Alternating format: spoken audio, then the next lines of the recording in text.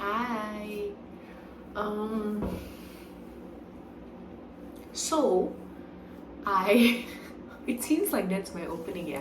So anyways, um I just had a very heavy dinner with my nephew. And it was a very funny dinner conversation with um I have two nephews, right? One who is slightly chubbier and one who's slightly skinnier. Um, I do believe that it is part of the way they were raised. That's why, um, which explains for the different physique that they have. But through this dinner conversation with them, I've actually learned quite a few things from them. 7 years old, 6.5, 7 years old kids, right? So the first thing I learned was if you don't take offense to the word fat, it really is just another descriptive word. So the story went like this. Let's call my nephew. His name is Jacob, right? So Jacob came over and he hadn't had any dinner, and I was actually planning to skip dinner because I had a pretty heavy lunch. Like, I kind of already maxed out on my calories. Like, I was counting, it was probably around 1,400, 1,500 calories already. So I wasn't planning to have dinner, but he came to my house and he was like, Cuckoo, I'm so hungry, I haven't had dinner, I want to eat. And I remembered it was like 7 p.m. So I was like, oh, okay, fine, I'll get you some food. And in a in a very bad judgment, I also ordered quite a bit of food for myself. So, well, I guess that first brings me to point number one, which is when I was looking at these two boys, because these two boys ordered the exact same things. They ordered chicken nuggets with rice, but Jacob ordered an extra side of soft drinks and ice cream, and Tyler didn't. Tyler just got his nuggets and his fries. And the thing about Tyler was, even when he was asking me to order for him, he said like, Cuckoo, which is how they address me, I only want 4 nuggets. Jacob, on the other hand, he wanted 9. And um, he actually finished the remaining nuggets that Tyler did finish, on top of his McFlurry and on top of finishing his iced tea. And I think that's when it hit me, right? Jacob, like me, have been raised to eat till we're full, or at the very least to indulge in our hunger or indulge in our cravings. On the other hand, Tyler, he does have cravings too, and he does still enjoy his food. It's just he does it in very limited portions, which I thought was, yeah, I guess it's something that was raised ever since you were young, and I was never raised like that. I was pretty much raised like Jacob, which maybe also explains why, like Jacob, ever since young, I was on the chubbier side. And yeah, I think it's those little habits that matter. So because I ate what I ate, my calorie intake for the day went crazy overboard, because just like Jacob, I didn't stop on that half a burger, or I didn't stop on like just the smaller size of fries and nuggets, but I went for the large. So bad. Oh my god. It's okay. It's a learning experience. It's okay. But, not but, and the second thing I learned was, like I mentioned in the beginning, which is, I guess fat is just another word, because while Jacob was eating his 11-piece nuggets and fries, and tea and McFlurry, he actually was telling me like, oh, Cuckoo, I'm fat. And I was I wasn't shocked. It's not the first time hearing him say this, but I also didn't want I didn't want to just let it go, I wanted to kind of um, help him build a better self-image of himself. So I asked him, Jacob, what is the definition of fat and why don't you want to be fat?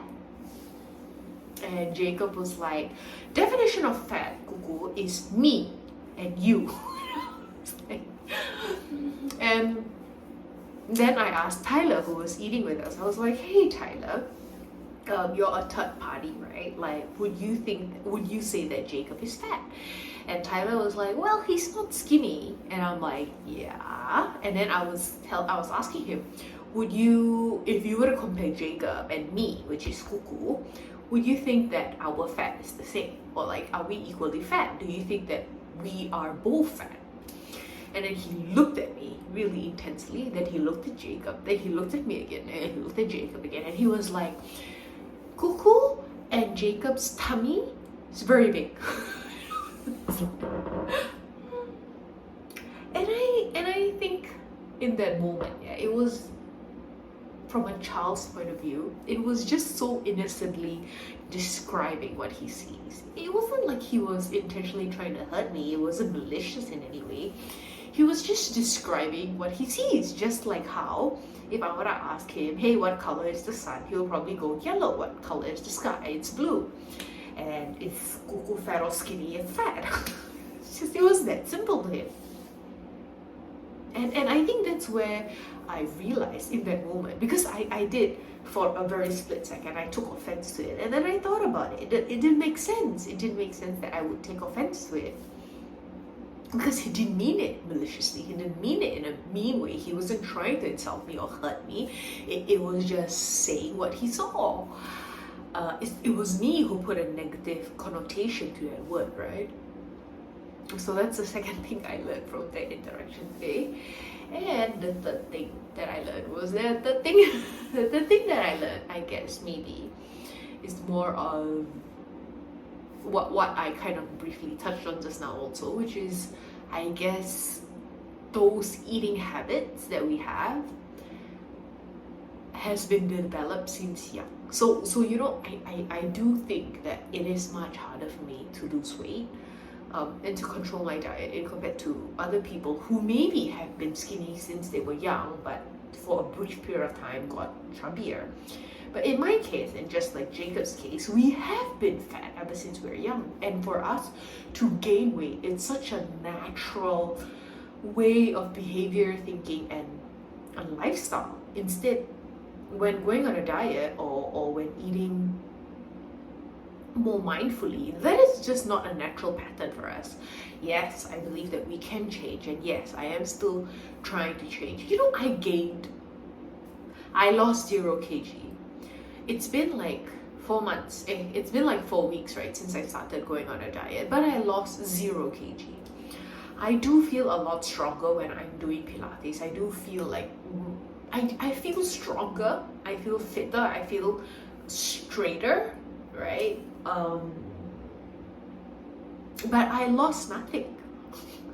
and like, to my, is this my left? To my left, I feel like it's a mirror, and I'm looking at my body and I'm going, yeah, I can understand why Tyler would label me as fat, because as I look into the mirror, I am very fat. Like, okay, I don't know if I can, but you can't. Apparently you can't. Sorry. But yeah, I mean, I guess you can. I guess this is fat, right? I mean, I don't know. But anyways,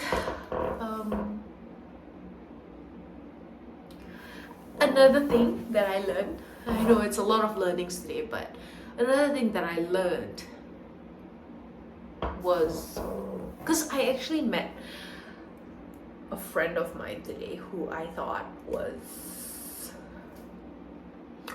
has a very beautiful relationship with another friend of mine. And my friend isn't exactly very pretty, and my other friend isn't exactly very good looking. But I feel like I was so envious of their relationship, you know. And I asked him, like, hey, why did you pick my friend to be your wife? And he said something to me, which I thought was very interesting. And he said, there are basically two ways of looking at a marriage, right? Normally, it's only, well, at least he says that he only knows of two. One is looking for companionship, and the other is looking for partnership. And the reason why he chose my friend was because he felt like my friend could be a life partner for him. And I thought that was very interesting. It was a very interesting way of seeing this, because I guess what he says is absolutely right. If you're looking for companionship, then maybe you would prioritize stuff like how they look, because you just want someone to keep you company in life, right? They don't have to be extra smart, or they don't have to, support you or help you in your career, and they don't really have to contribute in any major way except being there for you and keeping you company, and maybe just hearing you out if you have issues or problems. But I find the most beautiful relationships, I feel, are based on, well, at least for me, on partnerships. Because I guess that's what I like. Maybe that's why I was envious of them. But I would love to be able to be smart enough to help my husband out in his business, and help him brainstorm ideas, help him further his business, his profession, his career, any of that really. Yeah, but at the same time, reflecting on what Jacob and Tyler said, I think I also have to admit that I can't not take care of my looks while chasing intelligence. Like, I don't think it is either or. I think just like a job, right? Like, I think the most sorted out people are generalists who can do everything and then have a specialized team. And I think I need to start doing that. I can't just hope that I'm smart enough and hardworking enough and it would compensate for my looks. But I think I need to be that generalist who, across all levels and across all aspects of my life, kind of just be decent enough and then have a specialty, which maybe is my ability to work, maybe. I don't know if that makes any sense at all, and I know I'm jumping around a lot. But yeah, I really hope that you guys would send me some prayers, because I really don't think that I can do this weight loss journey thing on my own. I feel like I'm failing more than I'm succeeding, and I know it's simple, right? The theory is so simple, which is calories in needs to be less than calories out, but it's not. It's maybe I should go see a dietitian. Ugh, I don't know. Anyways, bye. That's it for today. I'll see you soon.